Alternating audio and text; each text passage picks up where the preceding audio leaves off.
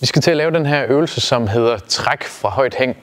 Og træk fra højt hæng, det er en forholdsvis teknisk svær øvelse, som kræver, at vi får sendt den afsted heroppe fra, og så griber den ned i overhead squattet efterfølgende. Det vigtigste her, det er, at man altid kan skrue ned i vægt, så man kan tage en stang, som passer til den styrke, som eleven nu har. Du må gerne prøve at starte med at tage stangen op med træk fat på den. Lige præcis. Så det første vi ser her, det er, at brystet bliver skubbet højt op. Knæene kommer en lille smule frem. Lige præcis.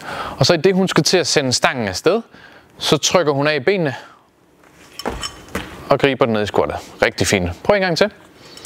Stiller lige i udgangsposition og trykker afsted. Så fint.